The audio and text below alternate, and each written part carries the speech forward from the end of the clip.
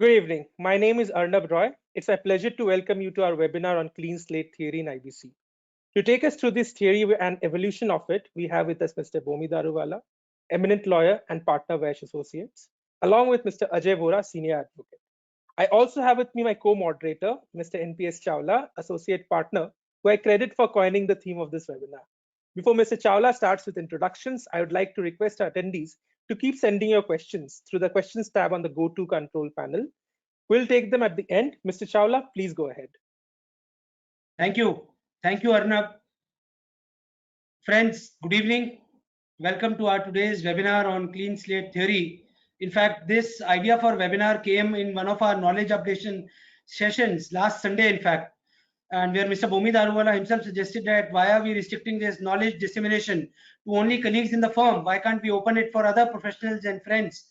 And that's how we thought to do this webinar. And in fact, that I personally feel is a silver lining in this dark cloud of COVID-19. And if I remember our founder, late Mr. O.P. Vaish, he always used to say that knowledge dissemination is utmost required. In fact, every professional needs to learn, unlearn and relearn. So that's how we also thought to ourselves, equip ourselves with this subject, which actually clean slate theory from the beginning of the IBC itself. So it's almost now 3.5 years IBC became a reality, and since then this is revolving a lot of controversies whether clean slate theory is possible in Indian IBC. This was always questioned whether the resolution applicant who will take over the corporate debtor will acquire the slate clean of all the extinguishment and all the claims which were existing prior to the CIRP. The answer to that, many people were saying yes. People started drafting claims. So fortunately, friends, we were involved in one such plan, which is a case study in itself, Ultratech acquiring the Binani cement, where Mr. Bomi Daruwala himself drafted the resolution plan, and that time there were not much plans available. So now if you have to find resolution plan, you can just off the shelf find out few plans. But at that time it was novel. So a lot of thought process went into how the Ultratech plan can be made watertight, and how can it ensure that the prior period claims prior to the CIRP are extinguished and are not carried forward to the resolution applicant. And friends, that's how when the plan was approved, ultimately it went up to the Supreme Court also, and after it came back from Supreme Court, the resolution plan got fully implemented. Then thereafter also the resolution plan was, despite being fully implemented, was questioned by the GST authorities, by the income tax authorities, and they were not honoring the clauses mentioned in the resolution plan, particularly with regard to the extinguishment of the prior period claims. And that's how we thought to file a writ petition on behalf of Ultratech, which was filed in Rajasthan High Court, and that was ably argued by Mr. Ajay Vora. And Rajasthan High Court agreed to our submissions, not only allowed the appeal, rather passed the stricture also against the government authorities and the government departments, which are still raising demands after the resolution plan being approved. That's how we thought to do this webinar. And I would now request Mr. Bomi Daruwala, who is joint managing partner of Vaish Associates. He is additionally a chartered accountant also, and a cost accountant as well.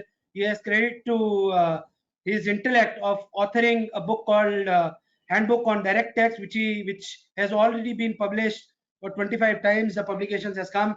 And Mr. Bomi Daruwala is also an insolvency professional. He is oftenly advising many resolution professionals, many resolution applicants, and his experience is more than what my co-moderator's age is. He has experience of 32 years in this field. So I now request Mr. Bomi Daruwala to please share his thoughts on evolution of this clean slate theory in the Indian context. Over to you, Mr. Daruwala. So Binani Cement, as you know, the new name is Ultratech Nathwada, was one of the first IBC cases, and our client Ultratech was interested in acquiring Binani Cement. Now, when we had to submit a resolution plan on behalf of Ultratech, that was a time when hardly there were any precedents. But few things were made quite clear to the client, that unlike any other M&A deal, there are not going to be any representations, warranties, or indemnities in this transaction. We also made it clear that the plan will have to be unconditional. And you know, you can't acquire a business of Binani Cement. It has to be the acquisition of the whole corporate debtor, which is Binani Cement Limited. Now, if we see the process of how this proceeds under IBC, so the CIRP, which is Corporate Insolvency Resolution Process, it starts with a public announcement, and there is a last date which the RP specifies for submission of the claims. Then there are regulations which deal with how the operational creditors, financial creditors, employee, workmen, other creditors have to submit the claim. The RP, he receives and collates the claim, and he will maintain a list of claims. The list of claims he will incorporate in the information memorandum he prepares. He will put it up on the website of the corporate debtor. Then the job of the RP is to verify and admit the claims. He will admit only those claims which he finds valid after verification of whatever supporting documents have been presented to him by the claimant. Now, some claim forms which come, they relate to the disputed claims. Now, whenever it is a disputed claim, the RP will never go into the dispute, and he will not try to see whether the corporate debtor was right or whether the claimant was right. He will simply not admit a disputed claim, and generally he will put a value of ₹1 against such disputed claims. Now, when we analyzed this claim process, what we and our client found that there were some liabilities which were appearing in the balance sheet of Binani Cement, and for which claim forms were not received. Then we also contemplated that some people may not be aware of the submission of claims process and may not have submitted the claim forms, or may not have submitted the claim forms for any other reason. Then we contemplated that there may be some breaches of the past which may subsequently arise, but for which, since no notices are around at the moment, one can't say what kind of liabilities will come. So, you know, when we structured the resolution plan, we had to factor all these claims and various possibilities of potential claims. And that's how we factored these claims and potential claims and prepared the resolution plan as to how much we will be paying each class of the claimant. Then the client, of course, you know, when he is not getting any reps, warranties, indemnities, so naturally his question comes to the clean slate theory. He says that if I deal with the liabilities mentioned in the claims and the potential liabilities in my resolution plan, thereafter will clean slate theory apply to me or not? So at that time, you know, the law didn't mention clearly about the clean slate theory, nor were there any judicial precedents. So our answer to the client was yes, but we cannot say that this particular theory is tested. Now, why did we say yes at that particular point of time? So first is basis the conviction, and the conviction comes from the preamble of the IBC. The preamble of the IBC talks about reorganization and insolvency resolution of a corporate person. It also talks about to promote entrepreneurship. Now, when you put these two together, that means the focus of the process is to have a corporate resolution and revive the company. And it also wants entrepreneurs to come forward in the process of the revival of the company. Now, if you think about it, without this clean slate theory being applicable to the IBC process, no entrepreneur would come forward for the purpose of revival. So that was our conviction. Second, we thought that why is the claim process prescribed? Because if the purpose was that any liability could be fastened on the resolution applicant later, then there was no purpose of this whole process of inviting claims, verifying claims, and admitting the claims. So we concluded that the whole reason for the claim process is for the resolution applicant to finally figure out what are the liabilities he has to deal with while claiming the resolution plan. The next reasoning why we supported the clean slate theory at that particular point of time was that when we read regulation 37 of the CIRP regulations, the regulation 37 says a resolution plan shall provide for the measures as may be necessary for insolvency resolution of the corporate debtor for maximization of value of its assets, including but not limited to the following. And the two important parts are, this is item E, which is saying curing or waiving of any breach of the terms of any debt due from the corporate debtor. So remember these words, debt due, and I will come to that shortly. And F says reduction in amount payable to the creditors. So again, remember the word amount payable. So this also gives an indication that the whole resolution plan is meant to reduce the existing liabilities when the resolution applicant takes over, and how much of the liability has to be reduced is mentioned in the resolution plan. And there are checks and balances that the resolution plan will be approved by the COC and then by the NCLT. So those checks and balances are there. But we told the client that, look, there is a gray area in this regard. Why? Because unfortunately, the language of this regulation is talking of debt due, amount payable. Okay. So a disputed amount is not a debt due or an amount payable. So it is not talking about that. Same way for any future breaches which occur later, it is not talking about that. So that is a gray area. But we said that, look, whatever has been provided in regulation 37, they start with the words including but not limited to the following. So we said that you can still provide in your resolution plan for potential breaches, and you could ascribe whatever value you want to pay in that regard, and even for the disputed claims.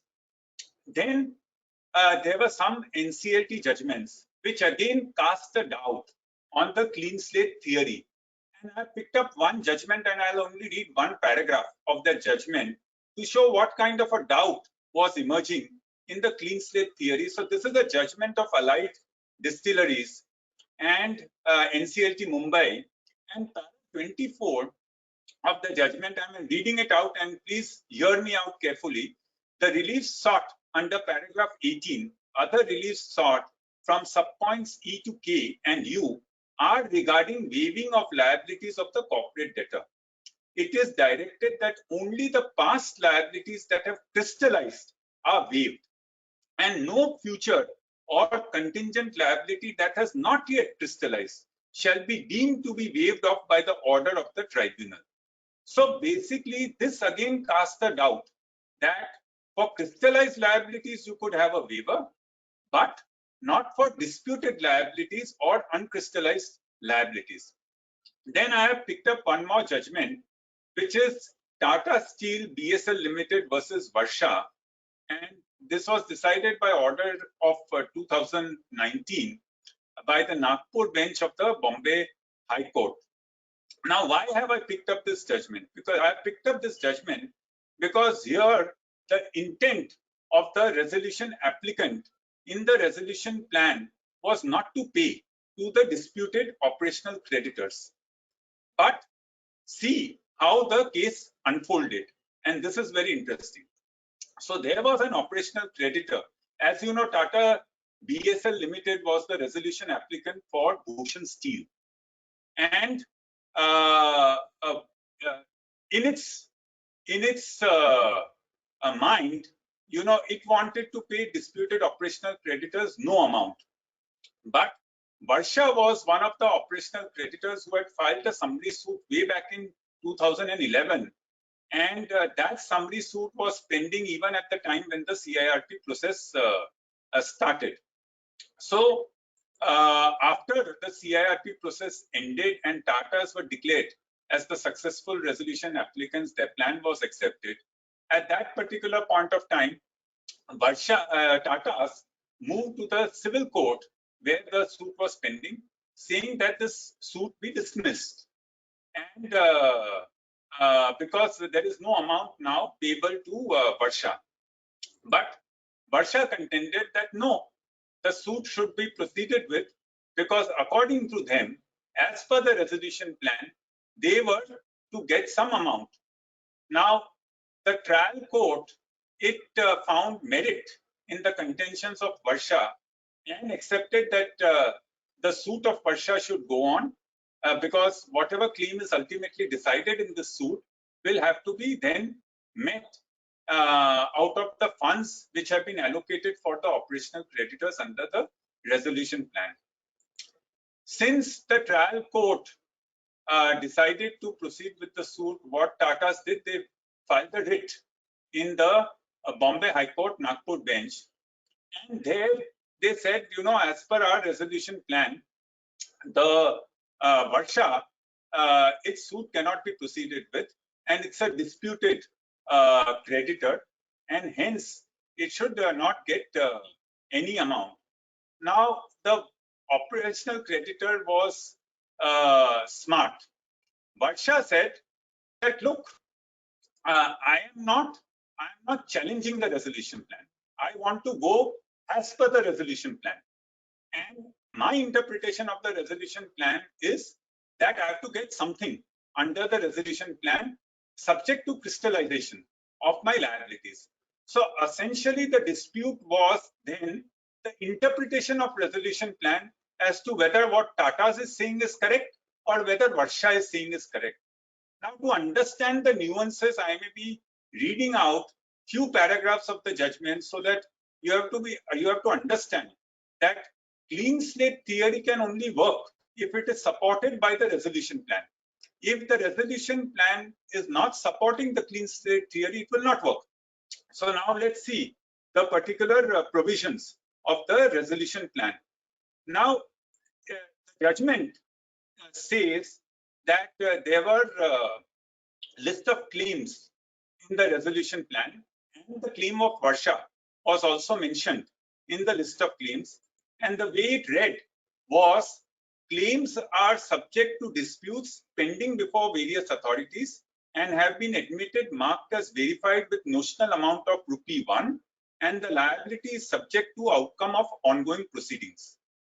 Then, you know, the court read out,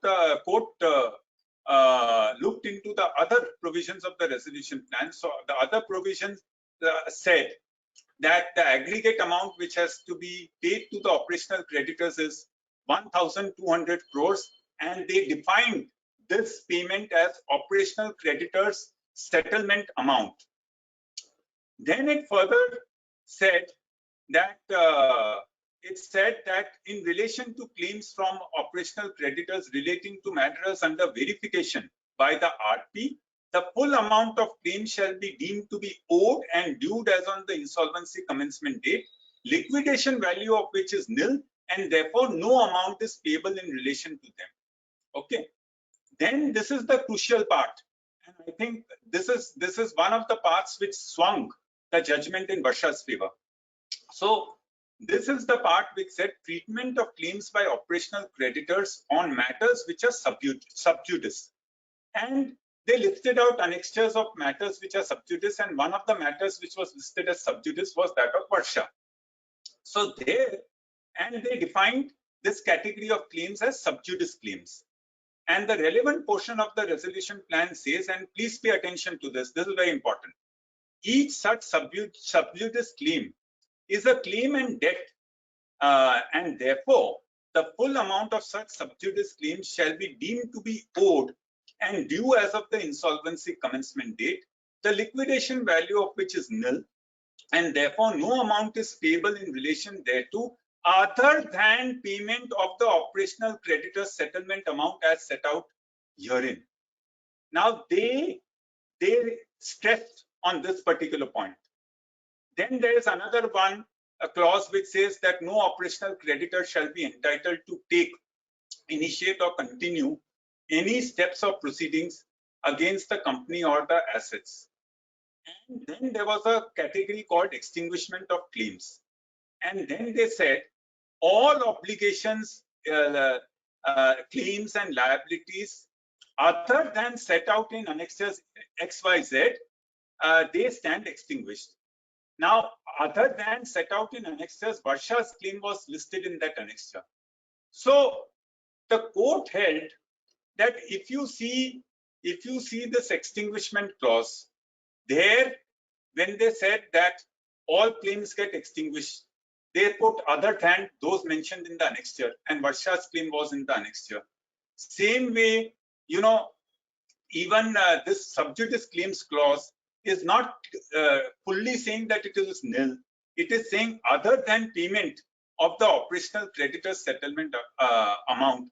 So the court's interpretation on the totality of this particular resolution plan was that Varsha is entitled to some amount of the operational creditor settlement amount, provided this claim of Varsha gets crystallized, and that can only happen if the proceedings are allowed to go on in the trial court. So it didn't accept the plea of Tatas. Tatas have then gone to the Supreme Court. The Supreme Court has stayed the operation of the order of the Nagpur bench, but how the case finally develops, one will have to see. But it's a good instance of understanding that a clean slate theory in IBC process works so long as it is supported by the resolution plan. And then I think the clean slate theory got crystallized because of the Isar Steel judgment. And there, you know, I will just read one paragraph of the Isar Steel judgment, which actually has crystallized the clean slate theory. A successful resolution applicant cannot suddenly be faced with undecided claims after the resolution plan submitted by him has been accepted, as this would amount to a hydra head popping up, which would throw into uncertainty amounts payable by a prospective resolution applicant who successfully takes over the business of the corporate debtor. All claims must be submitted to and decided by the resolution professional so that a prospective resolution applicant knows exactly what has to be paid in order that it may then take over and run the business of the corporate debtor. This successful resolution applicant does on a fresh slate, as has been pointed out herein above. So this reasoning implies that a resolution applicant should only consider the claims, and people who have not even filed the claims, they will not be then later allowed to agitate. Now, IBC has undergone several amendments. Even section 32A has been introduced to deal with past offences. I actually fail to understand that why this clean slate theory had to evolve through the judicial process, and this could have been made amply clear, just like section 32A in the IBC itself. But nevertheless, through judicial precedents, now I would say that clean slate theory is quite clear. Now, having said that, what are the limitations on clean slate theory? So I'll give you one example. In Binani Cement, there were a number of overseas subsidiaries. Now there, one of the questions which was posed was that are we insulated because of any default of the subsidiaries? Answer is no, because the IBC processes qua Binani Cement. It is not qua the subsidiaries. So any defaults in relation to the subsidiaries, you will not be insulated. The second thing which we have to understand is that many people smartly try to say that their liabilities pursuant to implementation of the resolution plan.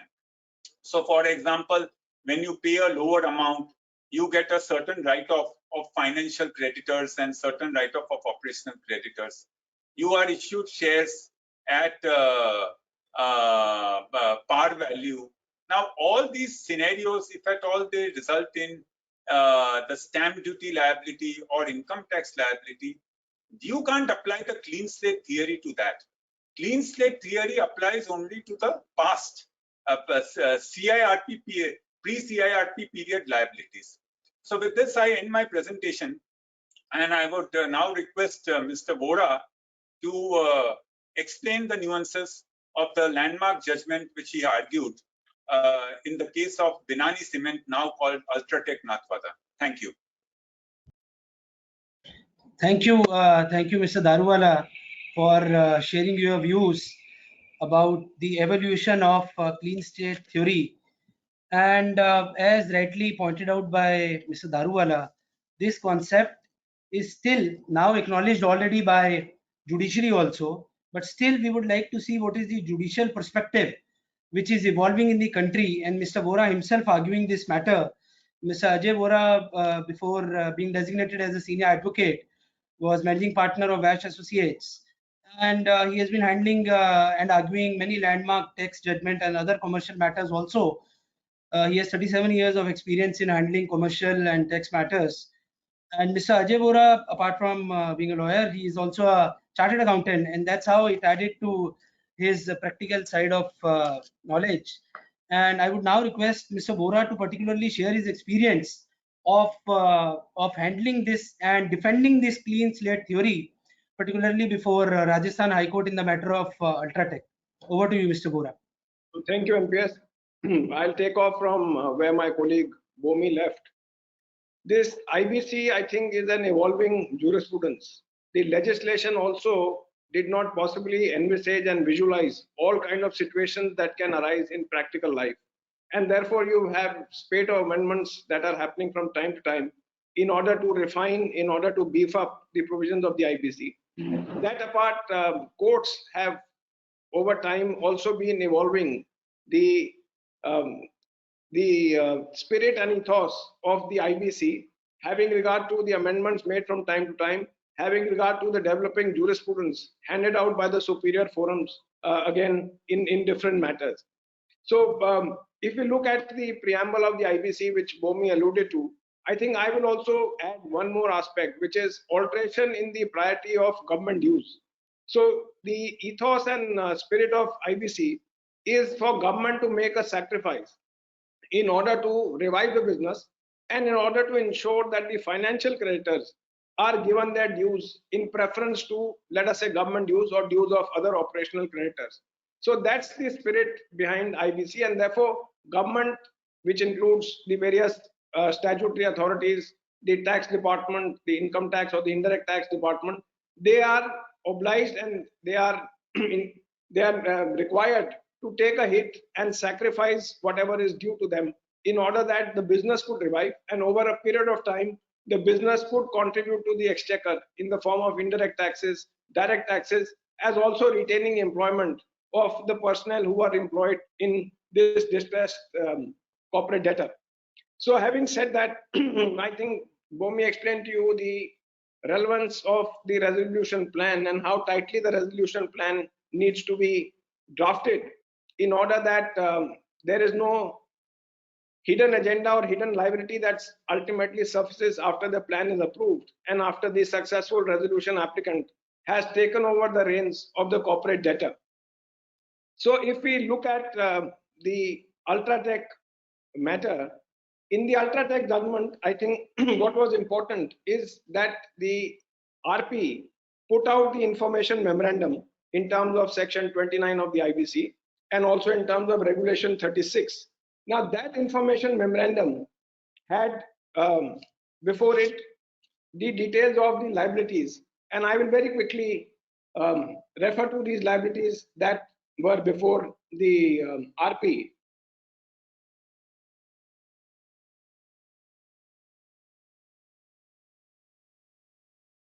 Just give me a moment.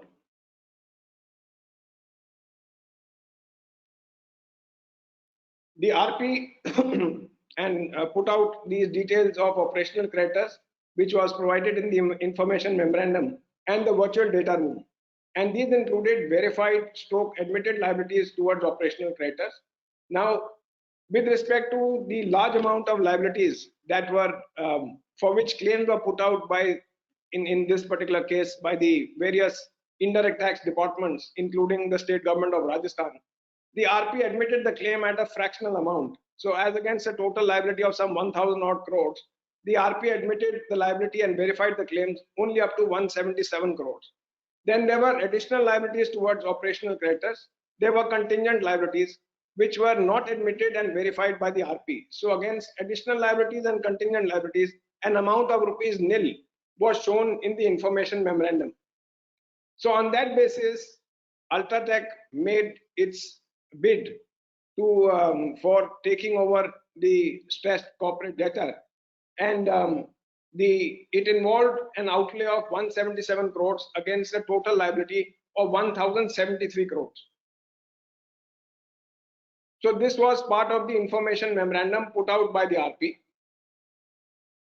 And then when Ultratech submitted its bid, it made it clear in the resolution plan that the word contingent liability, and they said, would include any liability for tax, interest or penalty relating to the period prior to the transfer date for which the assessments have not been completed. And liabilities were defined to mean all liabilities of or claims or demand against the corporate debtor, whether known or unknown, actual or contingent. And operational creditors included, of course, all government departments. Then the plan further provided that payment to operational statutory creditors in respect of verified admitted claims would be limited to the amount that has been admitted by the RP. Further, that there would be no payment against any additional liability, and that the corporate that no additional liability is assumed by the corporate debtor under this resolution plan. Further, it said no amount shall be payable for any liability of the corporate debtor towards tax, fee, interest or penalty for which assessments in respect of applicable tax laws have not been completed. So the resolution plan, as Bomi mentioned, was completely watertight, and it said that other than once the plan is approved, other than the amount stated in the resolution plan, there would be no other payment that would be made. And it said that upon discharge and payment of the resolution amount as per the terms stated herein, the corporate debtor shall be immune from attachment or interference and shall not be subject matter of any claim in any proceedings or by any person or by any account for any past transaction carried by or for any acts or omissions of the corporate debtors or its promoters till the transfer date. And other than the resolution amount, it was said no other payment shall be made by the corporate debtor for any liabilities of the corporate debtor for the period till the transfer date. And similarly, it ruled out any claims being made by the creditors. It further provided in para 7 that the resolution plan shall be binding upon all stakeholders, including government authorities and relevant statutory authorities. So the resolution amount that was payable was a total amount of 7,600 odd crores, and that was allocated amongst the different heads, which included, as I mentioned, of payment to operational statutory creditors only to the extent of 177 crores. Now this plan, once approved by the COC and also by the NCLT, was first challenged by the state government of Rajasthan before the NCLAT on the basis that their liability has been substantially reduced without any hearing being afforded to them. The NCLAT dismissed the appeal filed by the state government of Rajasthan, against which the SLP filed was also dismissed. The amount in the resolution plan which was admitted towards operational trade statutory creditors was duly paid by Ultratech once it took over the corporate debtor. Despite that, the various indirect tax departments continue to press the corporate debtor for payment of past dues. It is in this context that Ultratech filed the writ petition before the Rajasthan High Court.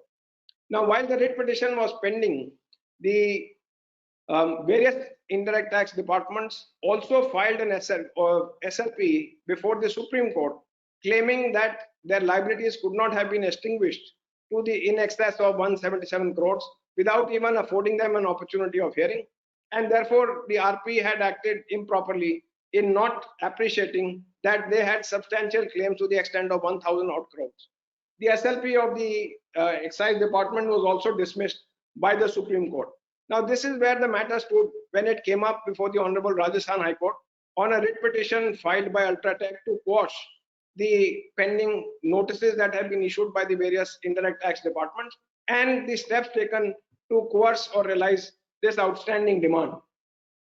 Now, in this context, the Honorable Rajasthan High Court was taken through the scheme of the IBC. It was shown to them that the amount claims includes both admitted as also contingent claims, that the amounts due to the statutory authorities are part of operational debt.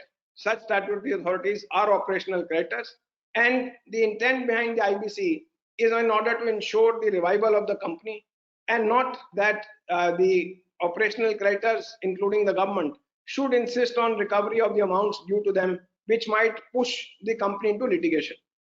It was also pointed out that the liquidation value of this company was only 2,300 odd crores. And if the company went into litigation, assume the resolution plan was not approved, and the company went into litigation, these statutory authorities could not hope to realize anything, because the dues to the financial creditors were far in excess of the liquidation value. So this was brought home to the Honorable Rajasthan High Court, and it was pointed out that in terms of the scheme of the IBC, the financial creditors have a right to the amount in the resolution plan. The COC in its wisdom would decide the appropriation of the resolution amount, and the decision of the COC is final.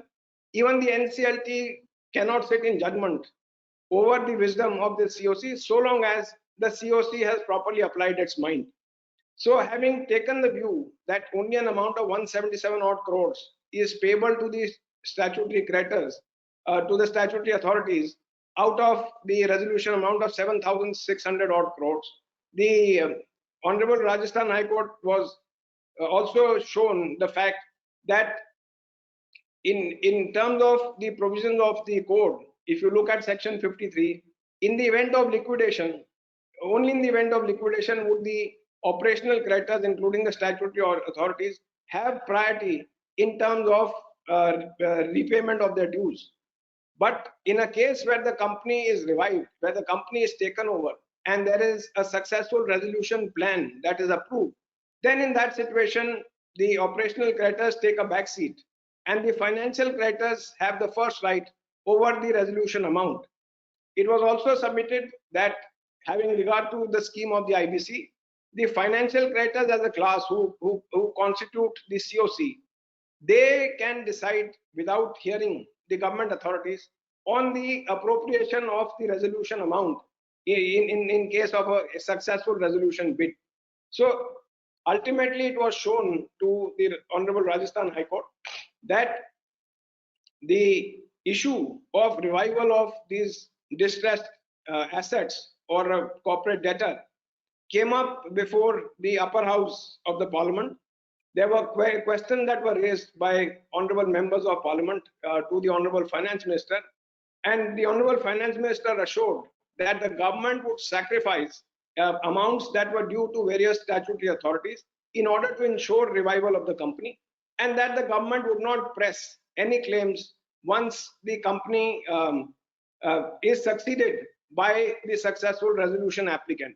So the Honorable Finance Minister sought to allay the apprehensions of members of the House with regard to the success of taking over of stressed corporate debtors under the IBC. Thereafter, there was also an amendment in section 31, which Bomi also mentioned, and the amendment made it clear that a resolution plan, once approved, is binding on all stakeholders. There was also the insertion of section 32A in the code in December 2019 to the effect that the incoming promoters or incoming successful resolution applicant could not be held liable for any offences committed by the previous management or the erstwhile promoters of the corporate debtor. The word used is offence, but I think the spirit again is that the new management should not be held liable for the deeds or misdeeds of the past management or the past promoters, and therefore they must take over the company on a clean slate. So this is the evolution of the theory of the clean slate theory, which found resonance in the judgment pronounced by the Supreme Court in the case of Essar Steel. And Bomi did mention to you about the paragraph that he read, and there is one more paragraph before that, which talks of the clean slate theory, that is para 66 and 67 of that judgment. Again, give me a moment to scroll through the judgment.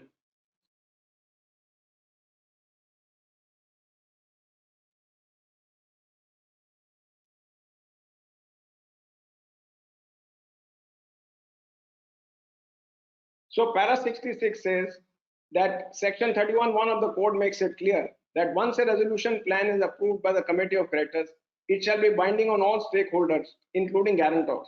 This is for the reason that this provision ensures that the successful resolution applicant starts running the business of the corporate debtor on a fresh slate, as it were. So the words fresh slate is actually a coinage coming out of in this apex court judgment. And then para 67, which Bomi also read, talks of the Hydra head popping up subsequently, and it reads, a successful resolution applicant cannot suddenly be faced with undecided claims after the resolution plan submitted by him has been accepted, as this would amount to a Hydra head popping up, which would throw into uncertainty amounts payable by a prospective resolution applicant who successfully take over the business of the corporate debtor. So having regard to this, what is basically now coming out is that a successful resolution applicant takes over the corporate debtor, infuses the resolution amount, which is then disbursed to the various stakeholders in accordance with what is approved by the COC, and to which the NCLT as the adjudicating authority gives its seal of approval. So those are the amounts that are disbursed out of the resolution amount to the various operational creditors, the financial creditors, and to the extent the amounts remain unpaid, the amount stands extinguished. So the claims, whether admitted, disputed, uncontingent, ultimately up to the transfer date, thereafter have no locus in the eyes of law to be pursued against the corporate debtor.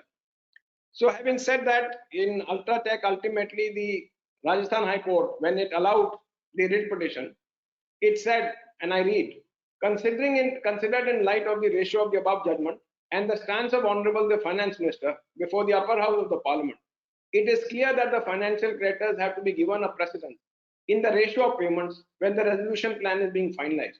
It is the financial creditors who are given right to vote in the COC, whereas the operational creditors with commercial taxes department of the central government or the state government, as the case may be, have no right of audience.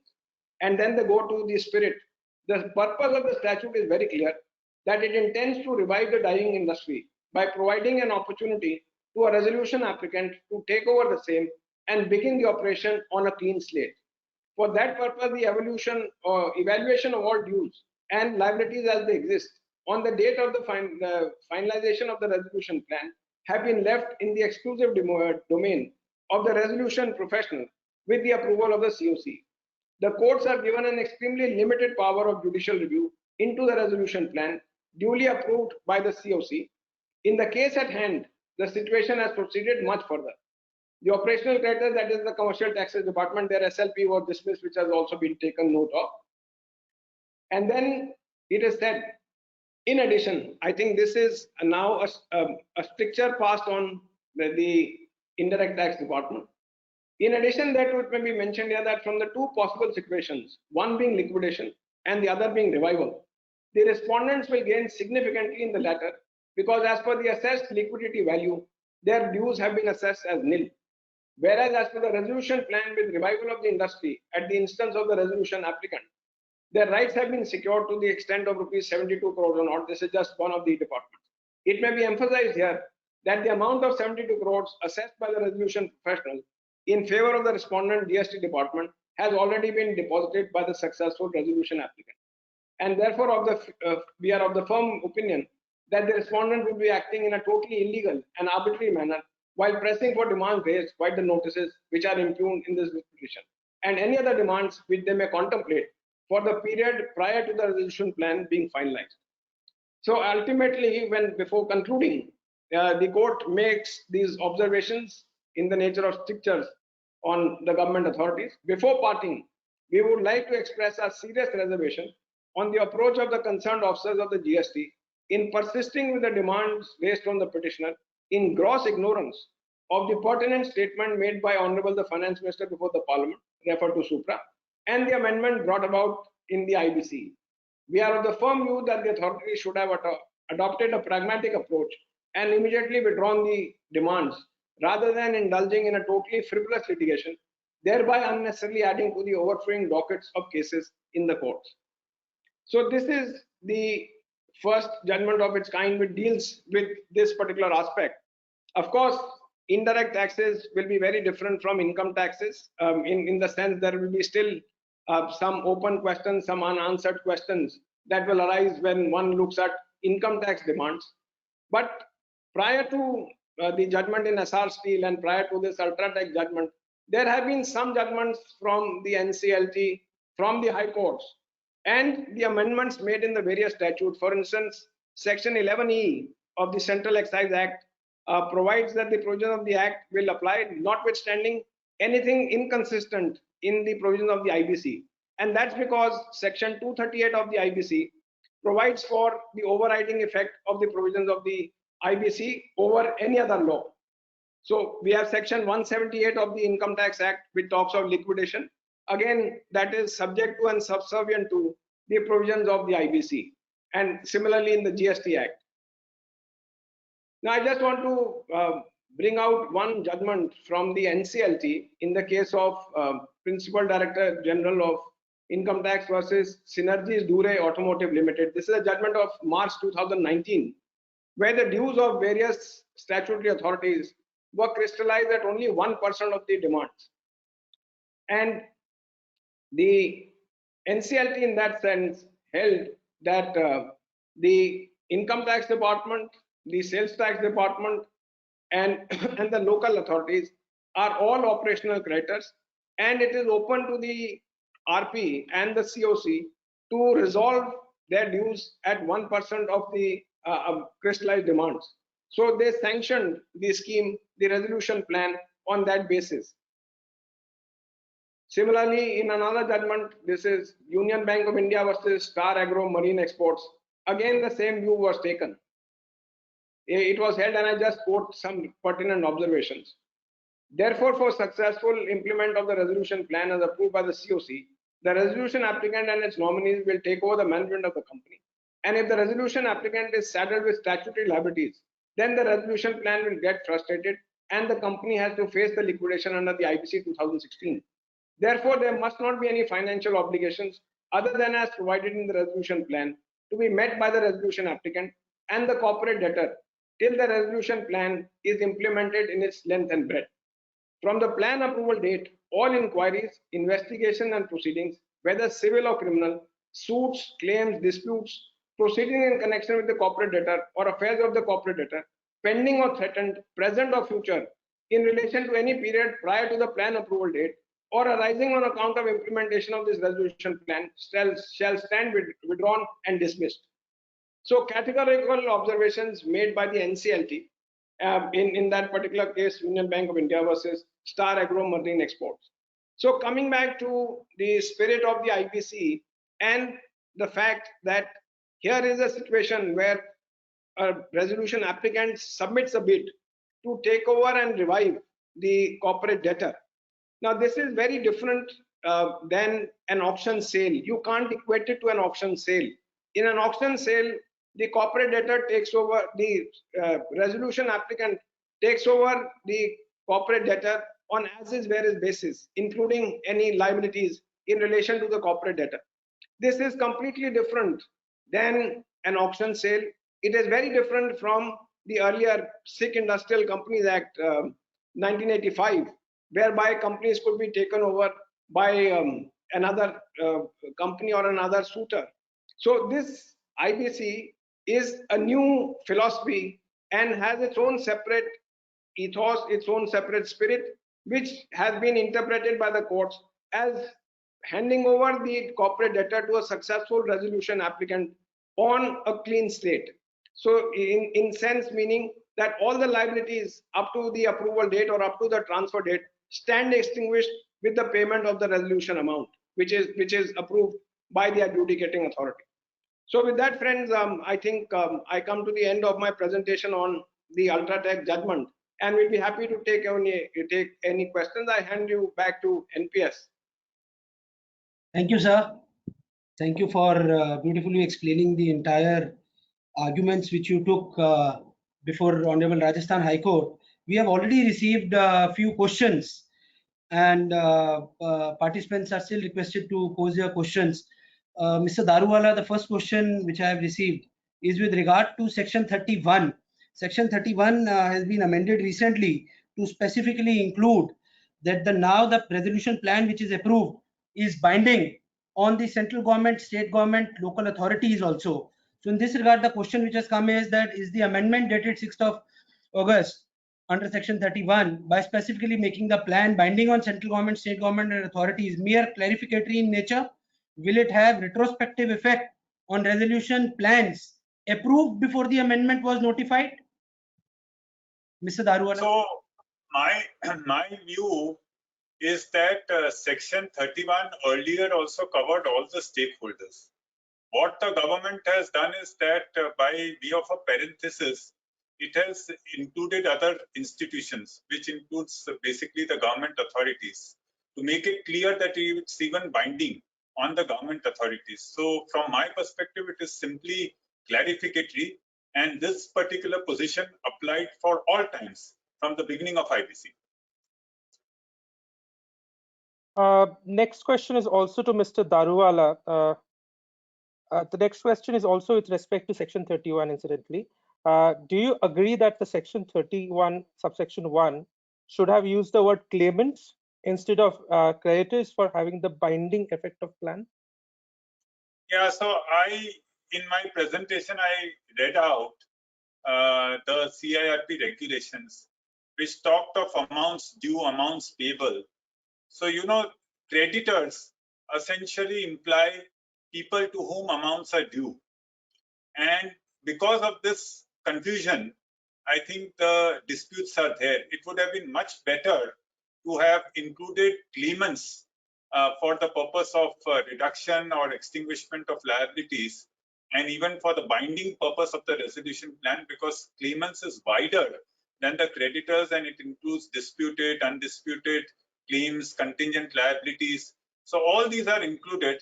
So definitely the use of the word claimants would have been better compared to the present usage of creditors. Mr. Bora, next question is for you.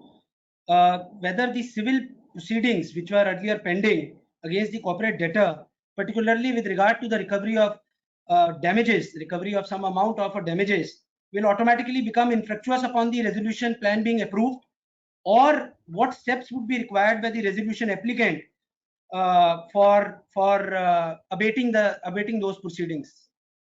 I think if the resolution plan provides for abatement or extinguishment of all such proceedings and necessary and automatic termination of all such proceedings, which is approved by the adjudicating authority, I think that should be the end of the matter.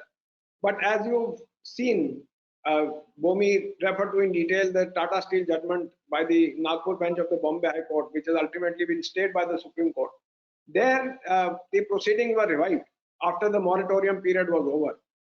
But I would think that having regard to the fact that any proceedings where the creditor seeks to enforce recovery beyond what is stated in the resolution plan, those should automatically terminate. But if they don't, then the resolution applicant will have to approach the competent court and seek putting an end or putting a lid to the pending litigation, as has happened in Ultratech's case.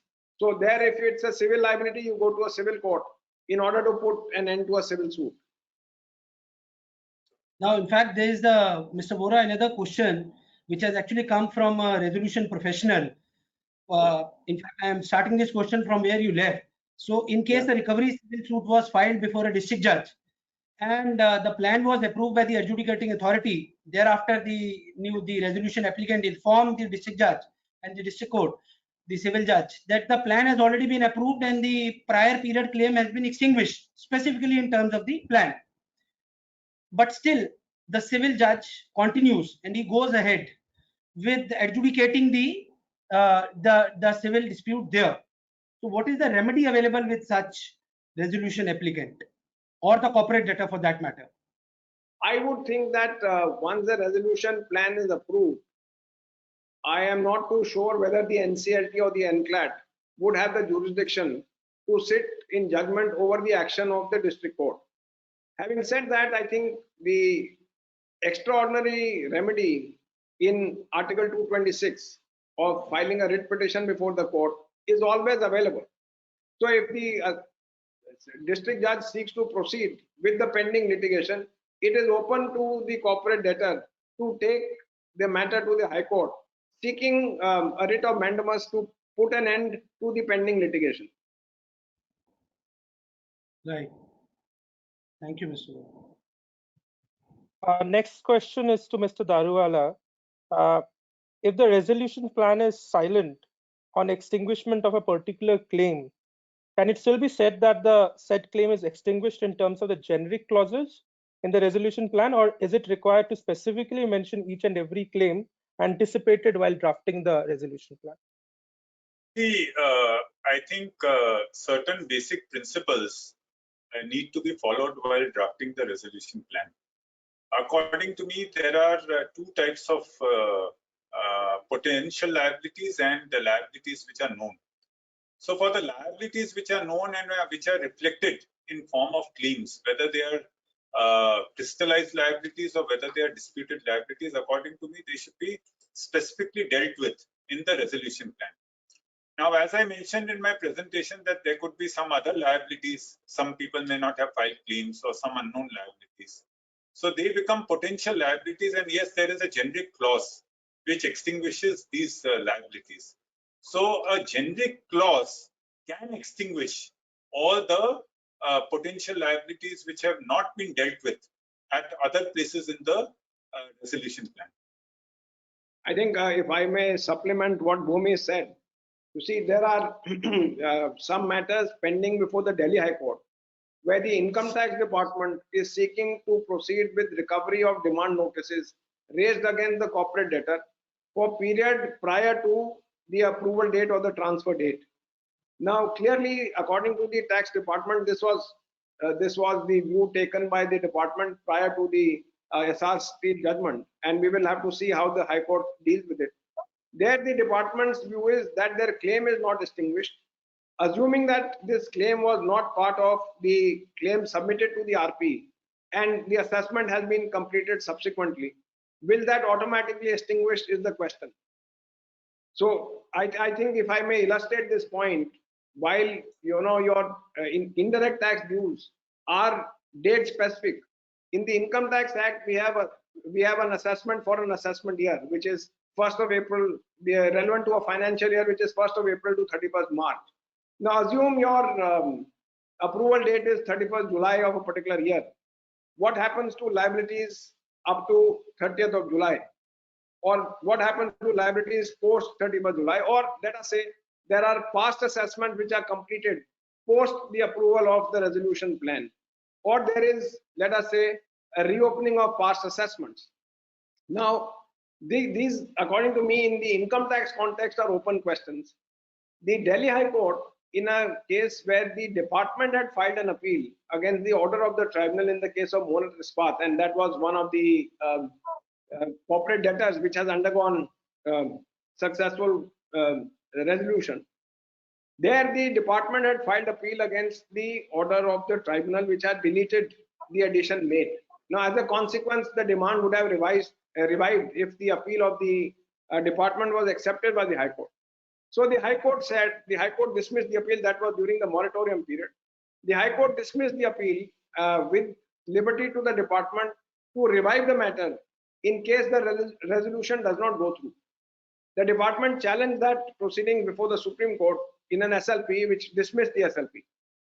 So now the question will be that, assume I am a successful resolution applicant. I have taken over, let us say, Ultratech as an example.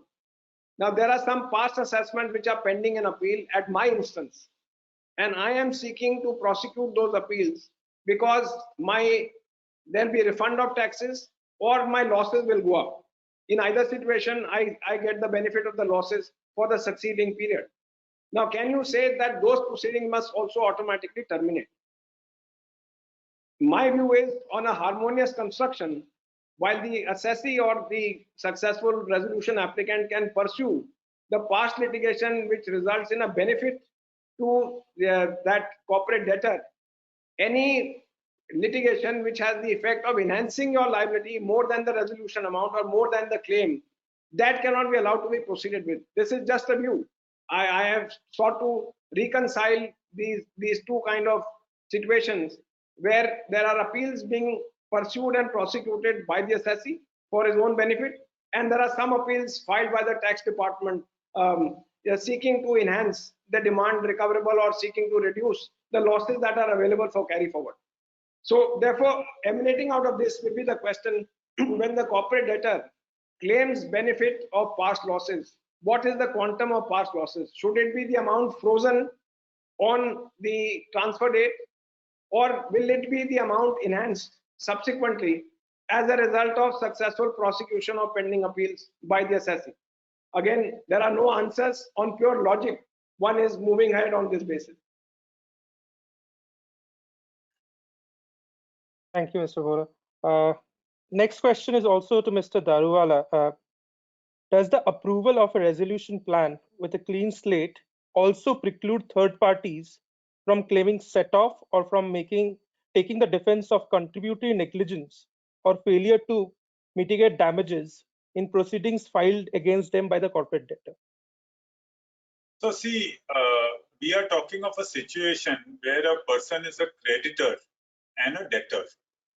Now, if that person has claimed the right to set off, and if he is saying that I should be treated as creditor only for the net claim, then to my mind, it is the net amount which should be considered by the resolution applicant for purposes of the resolution plan. But if he has not claimed the set off, then of course the debtor and creditor situation of that person will have to be dealt with separately. Thank you, Mr. Daruvala. Mr. Vora, there is another question. In fact, the way you supplemented Mr. Daruwala's view in the earlier question, we handled one matter. Somehow we couldn't discuss with you, but I'll share my practical experience. There was an arbitration claim which was already pending, and against the corporate debtor. Corporate debtor had filed a counter claim, and in the meantime, the CIRP proceedings were initiated against the corporate debtor. That claimant filed a claim in the CIRP proceedings also. RP was supposed to verify the claim because there are few judgments which say whether the RP can admit, not admit, what is in the powers of the RP. Ultimately, he verified and he rejected the claim of that claimant. Now, that claimant had filed a section 60 subsection 5 application against the rejection of his claim. And NCLT, adjudicating authority, said that we cannot now sit in today as a position of the arbitral tribunal and decide your claim. That application was dismissed. Another application was filed by the same claimant before the same adjudicating authority at the time when the plan was already approved later on by the COC, and it was yet to be approved by the adjudicating authority. The plea of the claimant was that from the generic extinguishment clause, you exclude my claim, you exclude my arbitration claim because it is yet to be adjudicated. And there I was of the view that we'll have to see whether there is a cause of action and when does the cause of action arose. So if it is the prior claim pertains to and the cause of action arose prior to CIRP, in that case it will be extinguished and the adjudicating authority should not create any exclusions like this. What's your view on this, Mr. Vora? I would tend to agree with you, NPS.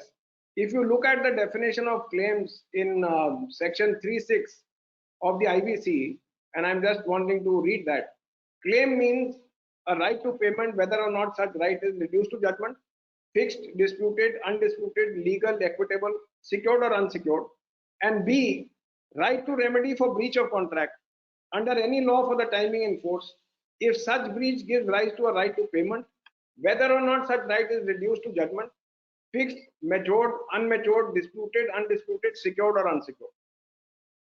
So if that right of the claimant arose before the approval date, to my mind, that right will be extinguished. The arbitration should come to an end. So the arbitration would come to an end, but if the RP verifies the claim and admits the claim today, and then Right. at the time of distribution, the similar issue came up in SR also, when these disputed claims were admitted by the RP, but for notional amount of ₹1. Honorable Supreme Court, although have not commented in detail on this, but in a way has accepted the methodology adopted by the RP and approved in the appellate tribunal's judgment. But that question, to the extent, are still unanswered in my view, as to what will, even if this claim is admitted for ₹1, still that person whose claim is there for 200 crores, he is still remediless in a way. That claimant is remediless, although his claim is technically, as you rightly read the definition, is admitted also, but for ₹1. You see, as NPS, look at the counter. The counter side is, if that company went into liquidation, in any case, his claim would have evaporated into thin air. He could not have recovered from a company which is already dissolved, which is bound up. So here, if the RP has admitted his claim for ₹1 and bunts together it with all other operational creditors, I think he loses the right.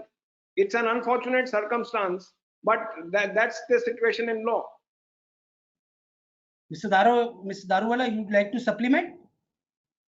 So I think it is all dependent on how the resolution plan is worded, but normally the resolution plans would be dealing with all the claims which are disputed, the claims where the court proceedings are on, and it would be providing for the same.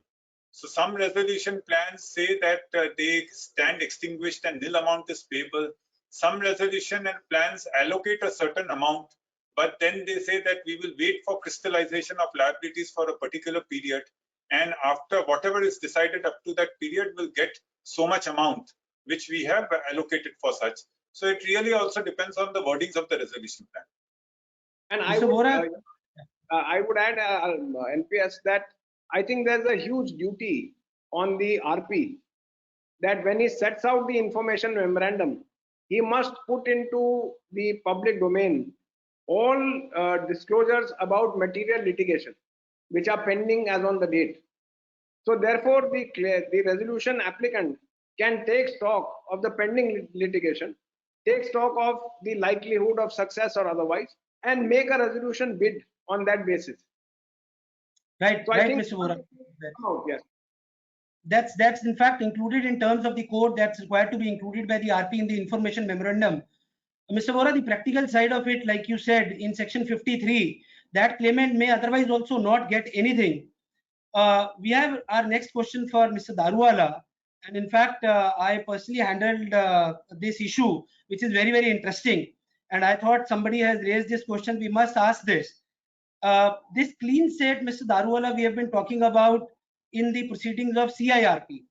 What happens in case of liquidation, particularly when now there is a regulation 32A of the liquidation regulations, which provides for liquidation of a corporate debtor sale as a going concern. So there is no requirement for any corporate debtor to be specifically sold on piecemeal, and asset sale, it can be sold on lock, stock, barrel as a going concern. So whether these waivers, whether these extinguishment, whether the clean slate would apply to the liquidation going concern also, Mr. Daruwala? So NPS, it's a very unfortunate part that the cornerstone of IBC, which is the clean slate theory, is left open, and as a result of which you are seeing the court cases and judicial proceedings in this regard. So in case of CIRP, it is more or less clarified by the Essar Steel judgment that the clean slate theory is there. For liquidation, we don't have any such judgment, nor the law is clear on it. But you know, as I said, that one is conviction, that why would a buyer of the assets which are sold under liquidation buy the assets if he is to be saddled with the liabilities? So I think from conviction point of view, it also doesn't appeal to common sense. Even otherwise, if you see, when the mechanism of distribution of liquidation proceeds has been provided in section 53, there is a purpose to it. The purpose is that after distribution, according to that mechanism, the liability should extinguish. So to my mind, the clean slate theory, even though not mentioned, would apply even to the assets or a business sold as a going concern in the course of liquidation. So NPS, I think I would want to come in here. Sir. In the question that you have raised, the liquidation is happening under the IBC. The decision has been reached to liquidate the company, right? It is only Right. in the process of liquidation of realizing the value of the assets. Instead of selling piecemeal the assets, you have sold the business as a going concern. So equally, the resolution applicant or the entity which takes over this business or acquires this business should also acquire the business on a clean slate in terms of the IBC.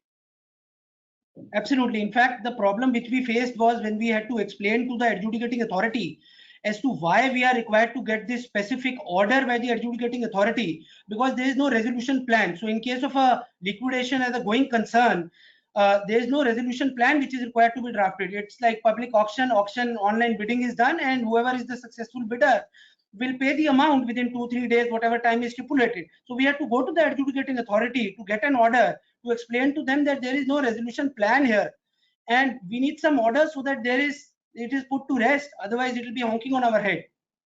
No, the sale of business as a going concern will be a resolution plan, and I would think that the immunity in Article 31 or Section 31 would come in.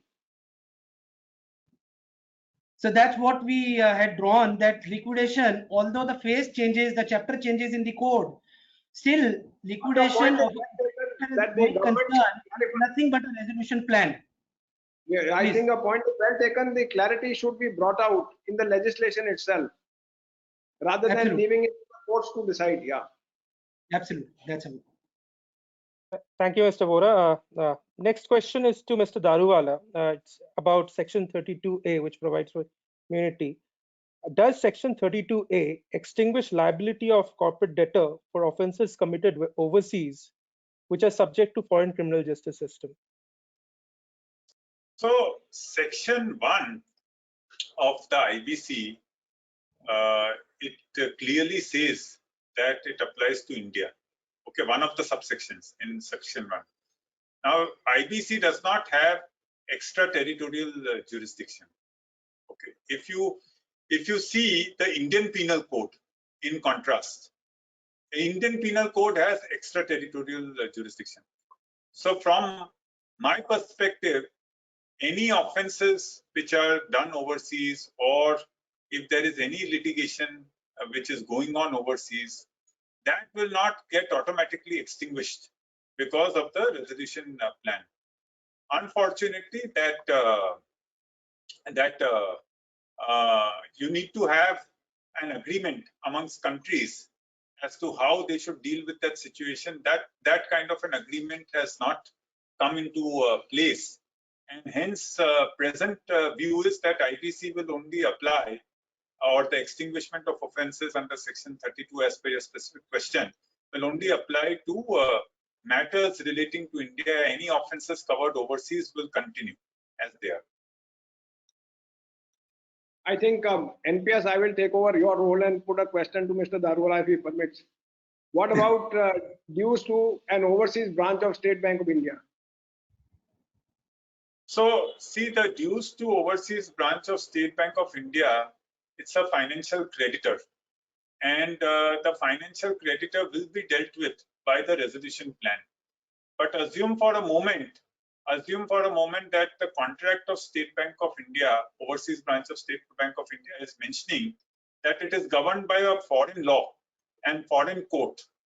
You can't stop State Bank of India to go to a foreign court and asking for the balance dues. Now that is still to be tested. How the interplay of a foreign judgment and the IBC will work, that is still to be tested.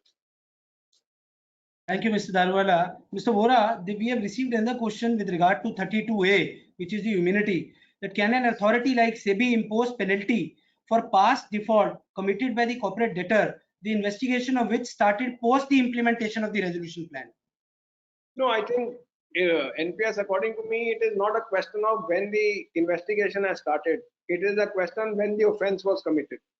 So if the offense was committed prior to the transfer date or the approval date, that will extinguish qua the corporate debtor. But at the same time, I am not sure whether such an offense, if any, against the erstwhile promoters will come to an end.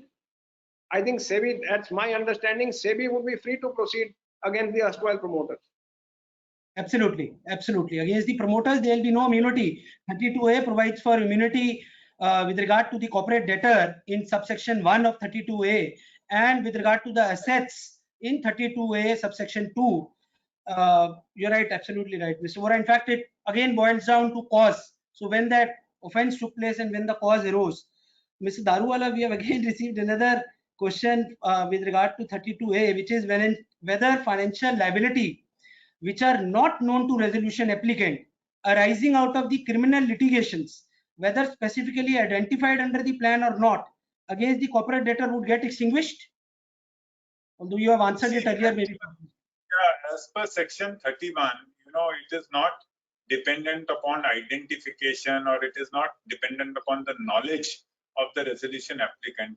You see, I think the test would be that all causes of action which have occurred prior to the transfer date can be incorporated in the resolution plan. And when you incorporate the provisions in the resolution plan and which are talking about extinguishment for causes arising pre-CIRP, then as per the resolution plan, the extinguishment should take place. Okay. Thank you. Thank you, Mr. Daruwala. Next question is to Mr. Vora.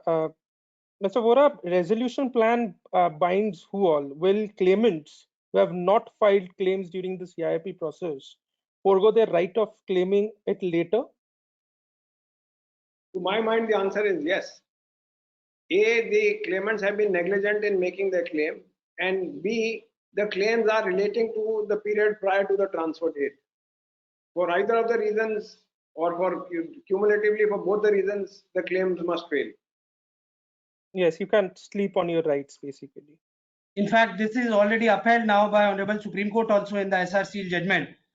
And Mr. Vora, another question which I have received, and I'm sure this question will be very close to your heart, and you must have given many opinions so far on this question. What is your view on the taxes arising on account of implementation of the resolution plan? Can that also be waived, particularly with regard to the news which is recently coming that the government is at a very high level considering whether to give these exemptions, stamp duty exemptions, tax arising out of the implementation of the resolution plan, whether this should also be waived off? Mr. Vora. I think at the moment, NPS, you can't possibly say that the law does not envisage any liability to tax on implementation of the resolution plan. So we are not talking of liabilities pre the approval date. We are looking at now the successful resolution applicant putting into motion the resolution plan. And I would think that unless the resolution plan specifically provides for any concession in the matter of levy of tax on a particular aspect of the matter, until that is approved, otherwise tax will be liable on the modalities and the way the transactions are structured to implement the resolution plan. So I would like to just supplement, I think, on the point of Mr. Vora that, unless the resolution plan specifies, I have seen that there have been resolution applicants who have tried to avoid tax liability, stamp duty liability, income tax liability owing to the implementation of the resolution plan. They have tried to claim waiver for the future GST liability for a certain period of time. Well, all these attempts invariably in most of the NCLT judgments have failed. So NCLT judgments have rightly held that they can't go beyond deciding on the reduction in the pre-CIRP dues or the dues before the transfer date. Anything which arises in course of the implementation of the resolution plan or the subsequent liabilities, that will have to be decided as per the applicable law. And you can't just simply take the shelter of IBC to extinguish such liabilities. I think NPS, you would probably recall what you wanted in the Patanjali Ruchi Soya deal, which the NCLT did not accept. The waiver of the concessions that you are seeking with respect to implementation, I think they left it open. Correct. To that extent, although we got the same later on when we filed the affidavit because we were seeking, and when the plan was approved, but still to some extent there is this gray area. That's how even government is considering to settle this aspect, and now maybe bring another modification and amendment and settle this. We have received few, since our time left is only 10 minutes. So what I can do is I'll quickly ask these questions which have come in, additional questions. So Mr. Daruwala, my question for you is, can the COC change some of the clauses of the resolution plan approved by NCLT? Well, COC, after NCLT approves the resolution plan, there is no scope for COC to do anything. Right. When RP has... Let me pose that question to Mr. Vora. What, in your opinion, is the role of resolution professional? Is it purely adjudicatory? I know even Essar Steel has noted that. However, given the fact that RP also uses his judgment in admitting the claim to a certain extent, would you say that it is not at all adjudicatory? It does not have any sense or sort of adjudicatory power? I think essentially the role of the RP is as a facilitator. Ultimately, he is collating claims, presenting them to the COC. He may admit claim to a certain extent, but it is again left to the judgment of the COC whether or not to accept the claims admitted to the extent that they are done by the RP. So the RP, in his wisdom, may put it up to the COC, but it is the final decision of the COC which will be the basis for the approved resolution plan. Mr. Vora, two questions for you. I'm asking because time is less, so if you can briefly answer. One is, does the IBC override section 281, which require NOC, and also does IBC override section 281, which require NOC of tax department before transfer? And also, what is your view on section 79 of Income Tax Act? So far as the first is concerned, I think section 238 of the IBC clearly provides that it will override any other provisions of any other law. So therefore, I don't think you need to seek an approval or seek a no objection from the assessing officer in terms of 281 for transfer of the assets. Second, on 79, I think this is a very interesting question that you have raised, and this is yet to be tested. Section 79, for the benefit of all our viewers, provides that if there is change in shareholding of a private company more than 51%, then in that situation, the benefit of past losses is lost. So in the year of change of shareholding, you cannot claim the benefit of carry forward and set off of past losses. Now here, once the resolution plan is approved, and it invariably involves change in the shareholding, because the past promoters have to move out, their shares are almost liquidated at nil value, and the incoming successful resolution applicant takes over the company. So there is change in shareholding of almost 100%. And on a theoretical basis, section 79 applies. And 79 says you need to compare the shareholding on the last day of the previous year in which the change in shareholding takes place versus the shareholding on the date or the last day of the year in which the loss was suffered. Now, clearly, this is not implementable in the context of IBC. So my view will be that 79 is not operable in this kind of scenario. And given the intent of the IBC, which is to make available the corporate data to the successful resolution applicant on a clean state, IBC should not come in. The mischief of section 79 should not come in.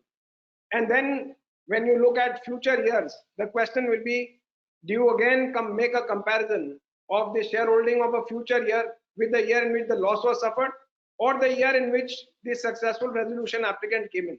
My opinion is you need to take that as the base year, the year in which the resolution applicant has taken over the company and started implementation of the resolution plan. But again, untested waters, uncharted territory, yet to be tested before courts.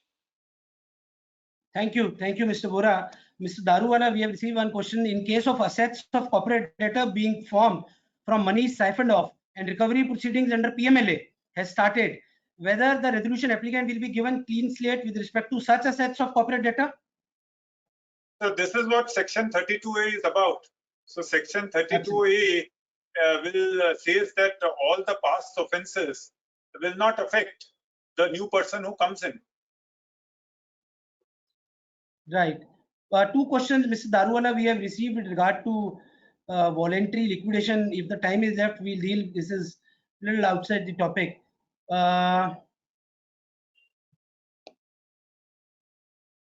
Whether a faulty form from ex-employee invalidate the claim, Mr. Daruwala?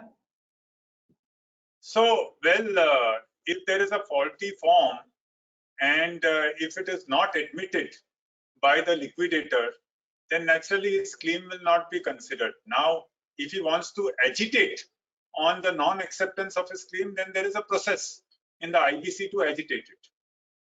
Right. Thank you. Mr. Vora, one question has come, whether clean slate theory is still dependent upon plan, or it is settled after Rajasthan High Court that new management takes over with clean slate in all situations, although this has already been answered, but very briefly if you can. I would think that it is not the plan which will govern. It is the provision of law which will take over. And in terms of section 31 as amended, it is absolutely clear that the successful resolution applicant takes over the corporate debtor on a clean slate. Thank you. Mr. Daruwala, are bad loans part of this or is excluded? Bad loans. Part of this means what? This means the Very part of the clean slate. No. So bad loans means if you are talking of NPAs, well, the clean slate theory and the whole CIRP process is meant to deal with the NPAs. How much of the NPAs will be paid? How much of the NPAs will be extinguished? That's what all is covered under the resolution plan. Right. Thank you. Mr. Vora, whether a violation under environment laws by the earlier management would also be covered within the scope of term offense used under section 32A of IBC? I would think so, yes. Okay, thank you. And this question is specifically marked to Mr. Vora. When it is said that the wisdom of COC cannot be questioned, is this protection also available if there is a conflict of interest of majority in COC against exclusive charge holders who may be in minority of COC? I think ultimately in that situation, it will be the majority judgment of the COC which will determine the plan, which will be submitted to the adjudicating authority. So even if the exclusive charge holders are in minority and the COC has considered their claim and considered their grievance, then in that situation, I think the decision that is reached by the majority will be binding. So long as it is not perverse. So long as it is not perverse, it has to be a rational decision. Yeah. And what the courts have said is there is no power of judicial review. As Bhomi said, unless you add the caveat, unless the decision is perverse. So NCLT does not sit in judgment over the collective wisdom of the COC, and here collective wisdom will mean the majority of the COC. Absolutely. In fact, I was discussing this with Bhomi sir a few days back, whether NCLT has the power to decide on some civil jurisdiction, and the answer is no, because of the embassy judgment also of Honorable Supreme Court in December 2019. Mr. Daruwala, doesn't the clean slate theory effectively condemn the dues of operational creditors to the magnanimity of financial creditor, which in practical situation doesn't happen? See, the point you have to remember that the banking system is the lifeline of business. And the reason why the financial creditors have been given the power, because they are the most affected in the whole process if a company is unable to pay. So the IBC process will have to be driven by somebody, and the judgment power as per the process has been given to the committee of creditors. Now there are various checks and balances which have been put in the law. Operational creditors will not get less than the liquidation value. So they will not be worse off compared to a scenario where it would be liquidated. But ultimately, if this test is met and whatever resolution plan is approved as per the judgment of the financial creditors, that cannot be questioned by the operational creditors. And as Supreme Court in Isar has also said that why would financial creditors support CIRP if they are going to get less than what they are going to get in liquidation? Why will they support? They will say we will take it to liquidation. So the whole purpose of giving this power of decision to the financial creditors, there's a logic to it, and operational creditors can't have any grievance to that particular decision. I think And the more so- principle the Supreme Court, NPS, the principle the Supreme Court said in SR Steel, and which they borrowed from the Insolvency Committee of 2018, that there is equality amongst equals. Unequals can't be treated equally. So they treated financial creditors as a class which is superior than the operational creditors, even though the operational creditors do not have a right to be heard in the COC. Absolutely. And in I think- fact, that's I how think the we'll need legislature also, after the amendment, section 30, they have now provided that the operational creditors will get the minimum liquidation value. So probably that's the way they are secured. Mr. Vora, another question has specifically come for you. If the resolution plan specifically provides regarding carry forward of losses, at what stage the resolution applicant will have to approach the commissioner to allow that carry forward? No, I think the carry forward of losses will be a matter of right, even if the plan does not provide. Because once you take over the corporate debtor, and I'm assuming that entity continues, then in that situation, whatever be the past assessed losses will be claimed in the return for the year in which the resolution plan is being implemented. I don't think you need to approach the commissioner. Right. Mr. Daruwala, what would happen to the liabilities showing in the books of the corporate debtor, but no claims have been filed in the approval of in the plan? So as I mentioned in my presentation, that even the liabilities which are there in the books of the corporate debtor, which have come to the knowledge of the resolution applicant, are generally dealt with. Now, invariably, a resolution applicant will only deal with the admitted claims, and invariably in the resolution plan, he would say that other liabilities I am assigning a nil value. That would be the normal situation which he would have followed. Right. Although time is over, so should we end? We have received few more questions, Mr. Daruwala. How do you? What we can do is, my suggestion is that we can respond to them over email later on, of course after filtering through them, and we can send our responses over email because the time is almost up. Yeah, we have received many questions. Yes, from the in participants. hundreds. We are hundreds. quite overwhelmed with the Yes, I think response. there will be many questions left unanswered, even, and they will be peculiar to the resolution plans that are now being approved, now being implemented, and many facets will still come up for which the courts will have to be giving their solution. We have to have some answers to many unanswered questions. Absolutely, Mr. Daruwala, can we have concluding remarks from you, and maybe with another webinar which we'll hold, we can have answers to these questions, and on separate theme and separate topics also we'll have more webinars. So I would say that this clean slate theory is a very important theory, and it was good that we have taken this topic, and I hope that the authorities are taking cognizance of what we are speaking, because if the authorities bring a simple amendment of law, many of the litigations, unnecessary ones, will disappear. And I am actually very surprised that IBC, in terms of the legislation, is the most amended legislation. I mean, any kind of a problem, you see an amendment. But I'm very surprised that despite the government and IBBI knowing that there are so many pending cases after the approval of resolution plan disputing what each person should get, nothing is being done in terms of amendment of the legislation. So if this can be done by the government, that will be great.